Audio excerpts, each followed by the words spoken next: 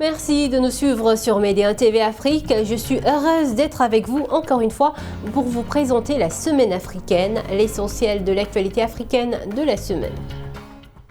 On commence au Maroc où la République de Côte d'Ivoire a inauguré mardi un consulat général à Laayoune. La cérémonie d'ouverture a été présidée par le ministre des Affaires étrangères Nasser Bourita et le ministre ivoirien de l'intégration africaine Ali Koulibaly. Il s'agit de la 5e représentation diplomatique inaugurée à Laayoune après le consulat général de l'Union des Comores, ouvert en décembre, ainsi que les consulats généraux du Gabon, de Sao Tomé et Principe et de la République centrafricaine, inaugurés en janvier. Ali Koulibaly a déclaré à cette occasion que la Côte d'Ivoire n'accepte pas qu'on lui dicte sa conduite dans les relations internationales et sa décision d'ouvrir un consulat général à Laayoune est un acte souverain et conforme à ses intérêts et ses valeurs. Écoutons le ministre ivoirien de l'intégration africaine, Ali Koulibaly. Avec l'inauguration du consulat général de la Côte d'Ivoire à Laayoune, la ville la plus importante du Sahara marocain, à la porte de l'Afrique, c'est incontestablement une nouvelle pierre blanche dans les relations exceptionnelles qu'entretiennent depuis des décennies deux pays frères qui s'apprécient et se respectent, la Côte d'Ivoire et le Maroc. Chacune et chacun mesure la portée de cet acte qui traduit, s'il en était encore besoin, le caractère exemplaire et privilégié qui unissent nos deux nations. Si le président Alassane Ouattara a tenu à ce que je sois à vos côtés, mon frère Nasser Bourita, pour cette cérémonie d'inauguration, c'est pour apporter à la fois la preuve au peuple marocain de l'indéfectible amitié du peuple ivoirien au peuple marocain et le sentiment d'affection personnelle qu'il porte à Sa Majesté le roi Mohamed VI. Que le gouvernement ivoirien ait décidé d'ouvrir un consulat général dans cette région stratégique à vocation internationale indéniable et dans l'ordre normal des choses. Cette décision s'inscrit évidemment dans le cadre de la politique audacieuse et pragmatique que nous avons toujours défendue partout, dans tous les cénacles internationaux, à savoir la marocanité du Sahara. Ainsi, nous pensons aller dans le sens de l'histoire, pas ricochet. Il va sans dire que la Côte d'Ivoire soutient le plan d'autonomie proposé par le Maroc, le plan d'autonomie proposé par le Maroc, plan qu'elle trouve sérieux et crédible. La directrice générale du Fonds monétaire international, Kristalina Georgieva, a souligné jeudi à Rabat l'importance du leadership du Royaume en matière de renforcement de la gouvernance. C'était lors d'une conférence de presse conjointe avec le ministre de l'économie et le Wali Bank Al Maghrib. C'est un reportage de Marwa Ben Alima sur le récit de Souheil Jalil. Kristalina Georgieva soutient les efforts engagés par le Maroc. Lors d'une conférence de presse conjointe avec le ministre de l'économie Mohamed Ben Chaboun et le wali de Banque Al Maghrib Abdellatif Al Jawahiri, la patronne du Fonds monétaire international a exprimé le soutien de l'institution aux efforts et aspirations du Royaume. Le Maroc est en première ligne dans la région, a dit la nouvelle patronne du FMI, qui a tenu à souligner l'importance du leadership marocain en matière de renforcement de la gouvernance et de la lutte contre la corruption. It is a country that has pursued difficult Le Maroc est un pays qui a poursuivi un chemin difficile, mais quand bien même bénéfique pour l'économie et le peuple marocain, le Royaume a aussi le mérite de se focaliser sur 2 réformes capitales concernant 2 catégories sociales importantes, à savoir la jeunesse et les femmes. What matters so much, youth and women. Louant les investissements du Maroc sur le continent africain, Kristalina Georgieva insistait sur l'importance du Maroc sur le continent africain, un pays qui fait office de pont entre l'Europe, l'Afrique et le Moyen-Orient. De leur côté, Mohamed Ben Chaboun et Abdellatif Jawahiri, après s'être félicités des réformes structurelles et sectorielles entreprises par le Maroc durant les dernières années, ont tenu à remercier Kristalina Georgieva pour sa disposition à appuyer le Maroc dans l'élan de réformes engagées. Les réformes qui sont conduites par le Maroc sur le plan structurel, sur le plan sectoriel et sous la conduite éclairée de Sa Majesté le Roi ont connu des réalisations importantes durant les dernières années. Nous sommes le seul pays membre du Fonds monétaire international à nous inscrire au titre de la LPR. Ça veut dire que nous avons des fondamentaux solides qu'il faut préserver. Par ailleurs, la visite de Kristalina Georgieva était l'occasion de s'enquérir des préparatifs des assemblées générales annuelles de la Banque mondiale et du FMI, de grands rendez-vous internationaux prévus pour octobre 2021, car pendant une semaine, Marrakech va accueillir des délégations des pays du monde entier, conduites par leur ministre des Finances et le gouverneur de leur banque centrale, pour s'ériger ainsi en une authentique capitale financière mondiale. Et puis, le ministre marocain des Affaires étrangères a été reçu mercredi à Nouakchott par le président mauritanien Mohamed El Ould El Ghazouani. Nasser Bourita a déclaré à l'issue de cette audience que la rencontre a été l'occasion de transmettre au chef de l'État mauritanien les salutations et la considération du roi Mohamed VI, ainsi que la ferme volonté du souverain de hisser à des niveaux supérieurs les relations entre le Royaume du Maroc et la République islamique de Mauritanie. Les 2 pays commémorent cette année le 50e anniversaire de la signature de l'accord de fraternité et de bon voisinage.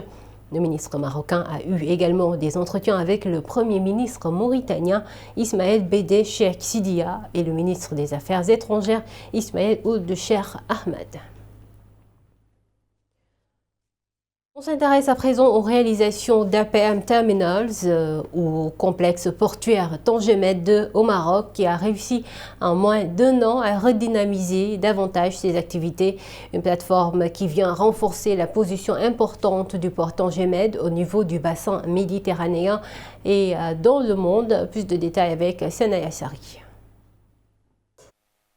C'est un nouveau record réalisé par le groupe APM Terminals en peu de temps. Le 1er million de conteneurs est atteint à Tangemed 2. Un exploit qui contribue au développement durable de la chaîne logistique au Maroc et qui s'inscrit dans une vision de positionnement stratégique à l'intersection des flux maritimes majeurs. Le 1er million est un exploit, est un événement très important pour nous et pour le groupe APM Terminals et Maersk. Spécialement l'atteindre dans la première année d'exploitation. Donc bien sûr on est toujours continue de monter en puissance. APM Terminals Tanger est l'un des terminaux les plus avancés en termes de technologie en Afrique et dans le monde. Il possède une capacité de traitement annuelle à terme de 5 millions de VP. Cette réalisation en moins d'1 an est exceptionnelle. Nous aspirons à augmenter la capacité de production par rapport à l'année précédente. Un plan d'action a été mis en place en vue de poursuivre ces performances. Inauguré en juin 2019, cet opérateur de Tangemed a nécessité 2 ans de construction et un investissement total de 800 millions de dollars. Toujours au Maroc, le Royaume a célébré le 18 février la journée nationale de la sécurité routière. Le nombre de personnes ayant perdu la vie sur la route a baissé de 2,9% par rapport à l'année dernière.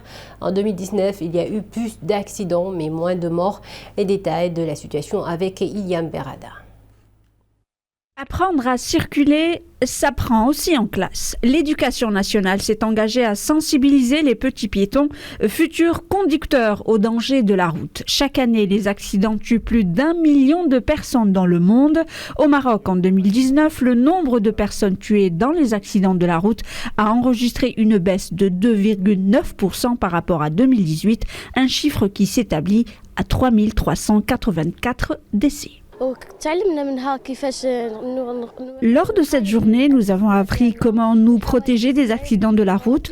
Nous avons également découvert de nombreux panneaux de sensibilisation. On nous a montré comment traverser en sécurité la route en regardant à gauche et à droite.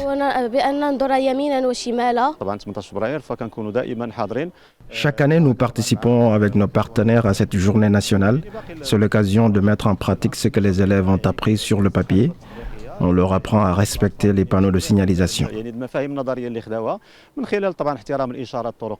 Cette journée de sensibilisation est l'occasion de faire découvrir aux élèves que la route n'est pas à prendre, mais à partager. Grâce à des cours théoriques et pratiques, ces élèves acquièrent des comportements qui permettent de se protéger des dangers de la circulation et de tenir compte des autres usagers de l'espace routier.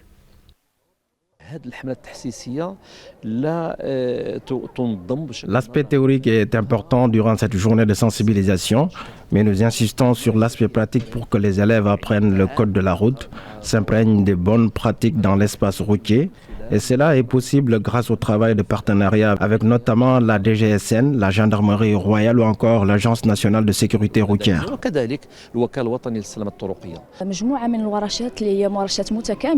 Nous organisons pour les élèves des ateliers autour de la sécurité routière. Nous utilisons les nouvelles technologies, le dessin et les exercices pour que les élèves apprennent à se comporter dans l'espace routier. De nombreux indicateurs sur les accidents de la route sont en baisse au Maroc, mais la stratégie nationale de sécurité routière est loin de ses objectifs. Elle vise à réduire de 25% le nombre de morts sur les routes en 2021 et de 50% à l'horizon 2026. Le président sénégalais Macky Sall était en visite cette semaine en Mauritanie. Lutte contre le terrorisme, pêche ou encore énergie verte, ce sont là autant de questions abordées par Macky Sall et son homologue mauritanien. Plusieurs accords de coopération ont été signés entre les deux pays. L'un d'eux porte sur la défense. Les armées des deux pays prévoient d'organiser des patrouilles communes et des exercices militaires conjoints sont également au programme pour les armées de ces deux pays de la zone sahélo-saharienne. Dakar et Nouakchott ont aussi signé un accord pour exploiter leurs ressources gazières à travers l'utilisation des énergies propres. Direction de la Tunisie, Ilyes Al-Farfat a officiellement annoncé mercredi la composition finale de son gouvernement à l'issue de consultations marathon. Prochaine étape, le vote de confiance du Parlement. Le chef de l'État Kais Saïed a dans ce sens adressé une lettre officielle à l'Assemblée pour fixer une date de scrutin. Les détails avec notre correspondante à Tunis, Najwa Béchar. Le jour J tant attendu est arrivé. Après des concertations marathoniennes, des changements de camp et des incertitudes qui ont caractérisé le processus de formation du gouvernement durant des mois, le chef du gouvernement, désigné Ilyes El-Farfat, a fait part dans une déclaration médiatique de la composition de son équipe gouvernementale, composée de 32 ministres, dont 6 appartenant au mouvement Nahda, 17 indépendants, tels que les ministres de la Justice, de l'Intérieur, des Affaires étrangères et de la Défense, alors que les autres portefeuilles ministériels sont essentiellement répartis entre le mouvement populaire, Tahia Tounes et le courant démocratique. Les différents partis politiques ont fait preuve d'une grande responsabilité et ont fini par privilégier l'intérêt national. Le gouvernement réunira une large coalition politique et comportera de grandes compétences ainsi que des personnalités politiques. Farfat a décidé, et c'est inédit, de proclamer la composition devant une seule caméra, celle de la chaîne publique, hors la présence des journalistes. Il boucle finalement son gouvernement de concessions maintes fois remaniées. L'essentiel pour lui et de n'avoir pas jeté l'éponge et d'être parvenu à un accord de coalition. C'est un moment historique pour les Tunisiens. Vous avez délivré la composition de votre équipe gouvernementale à temps. L'essentiel, c'est que vous avez respecté les délais constitutionnels. J'espère que ce gouvernement arrivera à gagner l'accord de la majorité absolue au Parlement. Et je suis certain que le peuple tunisien, qui a beaucoup attendu ce moment, continuera à suivre et à surveiller en permanence le travail du gouvernement. Le plus important maintenant, c'est l'harmonie entre les institutions de l'État. Quelques minutes seulement après l'annonce de l'équipe gouvernementale de chef du gouvernement désigné, le mouvement Nahda confirme dans un communiqué officiel qu'il va accorder sa confiance au gouvernement Farfer et y participer. Cette décision permettra probablement au gouvernement proposé de gagner facilement la confiance du Parlement.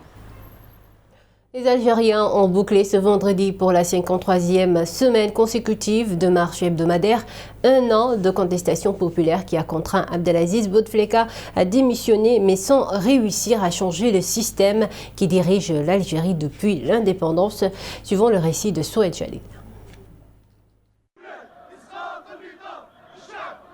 Il y a un an, le vendredi 22 février 2019, surgissait le Hirak, un mouvement de protestation populaire massif et inédit. Dans une Algérie résignée, la rue s'est levée pour décrier la volonté annoncée du président Bouteflika, quasi invisible et muet depuis un AVC en 2013, de briguer un 5e mandat. Après moins de 6 semaines de manifestations qui ne cessaient d'enfler, l'état-major de l'armée, pilier du régime, a contraint le 2 avril Abdelaziz Bouteflika à démissionner, assurant le pouvoir. Le haut commandement militaire a ensuite balayé toutes les revendications du Hirak et multiplié les arrestations de responsables et de manifestants. Et alors qu'il entame sa 2e année, le mouvement de contestation reste confronté à de nombreux défis, et ce au moment où le régime reprend des forces. Car après avoir assumé le pouvoir dès la démission de Bouteflika, le haut commandement militaire a organisé une présidentielle largement boudée et remportée par Abdelmajid Tebboune, un ex-fidèle du président déchu. Il convient enfin de rappeler que le Hirak, largement informel, sans structure organisée ou dirigeant identifié, risque de s'essouffler. De ce fait, l'ampleur des cortèges de ce vendredi sera un réel test de sa vigueur. Doit-il accepter la main tendue par le président Tebboune au risque d'être avalé par le régime? Doit-il se structurer pour participer au jeu institutionnel? Et ce au risque d'afficher au grand jour ses clivages et ses contradictions? Une affaire à suivre. Parlons à présent de la crise libyenne. L'avenir pour les pourparlers militaires sur la Libye à Genève est désormais très incertain. Le gouvernement d'union nationale a annoncé dans la nuit de mardi la suspension de sa participation aux travaux d'une commission conjointe militaire sous l'égide de l'ONU après des violations répétées de la trêve. Le point avec Soued Jalil. L'issue de la crise libyenne est toujours plus incertaine alors que les violations de la trêve se multiplient. Le gouvernement libyen d'union nationale reconnu par l'ONU a annoncé dans la nuit de mardi à mercredi la suspension de sa participation aux pourparlers menés sous l'égide de l'ONU à Genève. Mardi en début d'après-midi, le port maritime de Tripoli et celui d'Achab ont été la cible de tirs de roquettes. Selon le porte-parole du ministère libyen de la Santé, 3 civils ont été tués et 5 autres blessés. Il est clair que l'objectif des bombardements systématiques des zones résidentielles de l'aéroport et du port, en plus du blocage total des installations pétrolières, est de provoquer des crises pour les citoyens dans tous les aspects de leur vie. Le gouvernement d'union nationale dénonce des violations commises avant et pendant la trêve, ainsi que des crimes de guerre nécessitant des mandats d'arrêt internationaux. Il accuse également ses rivaux de l'Est de vouloir créer un état de confusion pour déstabiliser la Libye et dénonce en outre le mépris continu de la résolution du Conseil de sécurité adoptée la semaine dernière et des décisions du sommet international de Berlin. Par ailleurs, mardi à Genève, Ghassan Salamé, l'émissaire onusien pour la crise libyenne, avait invité les pays à aider les Nations Unies à contrôler le respect de l'embargo sur les livraisons d'armes dans ce pays, et ce au lendemain d'un accord européen sur le sujet. L'Union fait la force pour apporter une réponse commune face à l'épidémie de coronavirus. Les ministres de la Santé des 15 pays membres de la CEDEAO se sont retrouvés au Mali pour harmoniser les stratégies de lutte et partager les expériences des différents pays. Notre correspondant à Bamako, Mohamed Donyoko, nous en dit plus.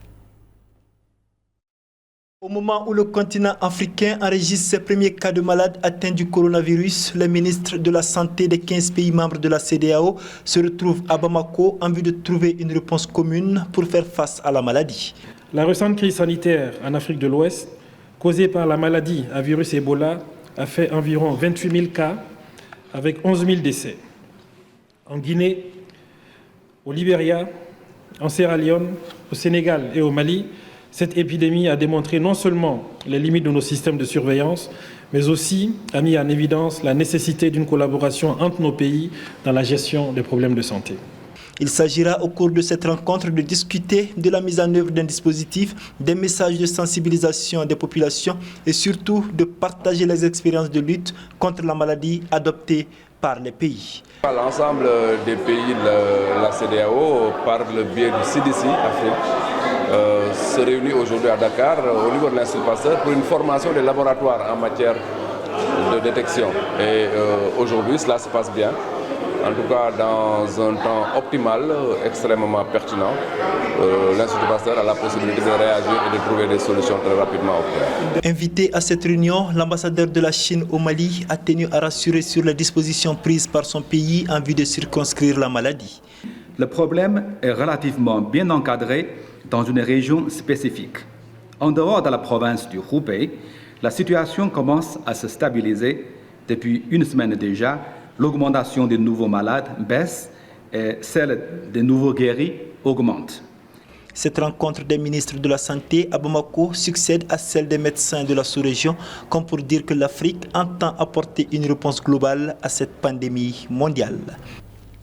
Et puis, ce sont au total 10 millions de personnes qui utilisent les diverses plateformes digitales de Média TV.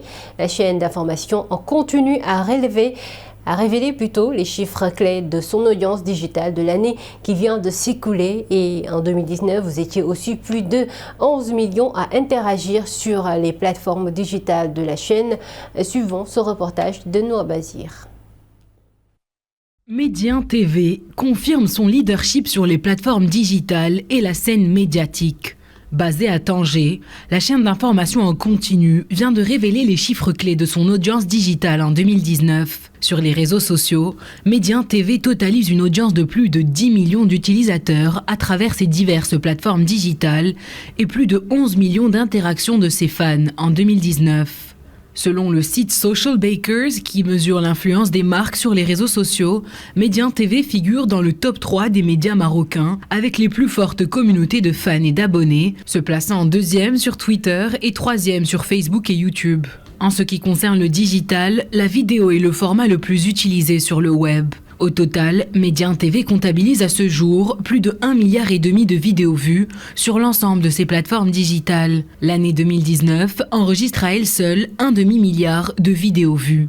Leader depuis plusieurs années sur Facebook avec ses 6,5 millions de fans, Média TV consolide ses performances avec des résultats significatifs en 2019, notamment grâce aux 220 millions de vidéos vues et 427 millions de personnes touchées l'an dernier. Pour l'année 2019, YouTube et Instagram ressortent comme les deux plateformes qui ont enregistré la plus nette progression en termes d'audience et de vues. Avec ses 251 millions de vidéos vues et ses 70 000 nouveaux abonnés sur YouTube, Média TV enregistre une croissance de 60% de vues et de 55% de membres. D'autre part, c'est sur Instagram que la chaîne d'information enregistre la plus forte croissance, avec une hausse de 455% de vidéos vues et de 116% de nouveaux abonnés par rapport à l'année 2018. Fondée en 2006, Média TV se renouvelle constamment et développe de nombreux contenus en Afrique, mais aussi à l'échelle internationale. Et cette deuxième partie est consacrée à nos émissions phares diffusées cette semaine sur Média TV Afrique. Le 33e sommet des chefs d'État de l'Union africaine s'est achevé mardi dernier à Addis Abeba en Éthiopie. Plusieurs dossiers ont été évoqués lors de cette rencontre, notamment le libre-échange, l'autonomie financière, la lutte contre le terrorisme, la crise en Libye, entre autres.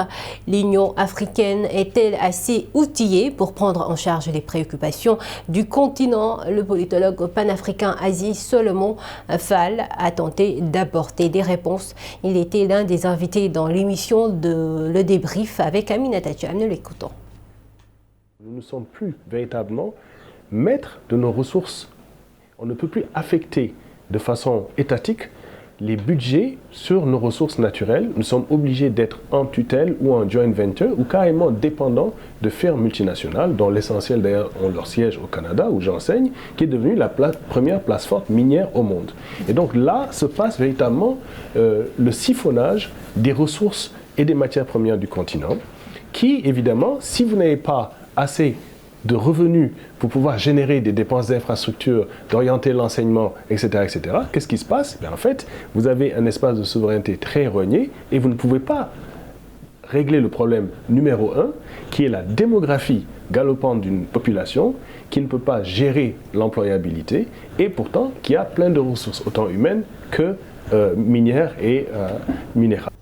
C'est la première fois depuis l'adoption de la Convention unique sur les stupéfiants de 1961 que l'OMS veut changer sa position sur le cannabis et les substances apparentées à cause notamment des vertus thérapeutiques et médicinales qu'ils peuvent apporter. Dans quel contexte intervient ce changement? On écoute à ce propos le directeur des médicaments au ministère de la Santé au Maroc, Mohamed Zerhouni. Il était l'invité de Khadija Ersan.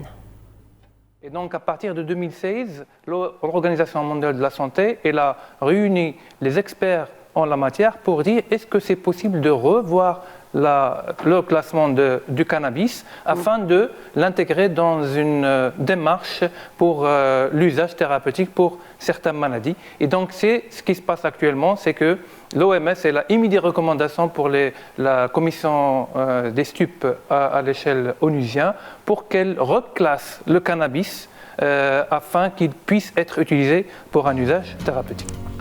Et c'est ce qui met fin à cette édition. Merci d'avoir été avec nous. On se retrouve dans une semaine pour un nouveau numéro de l'actualité africaine. Excellente suite des programmes sur Média TV Afrique.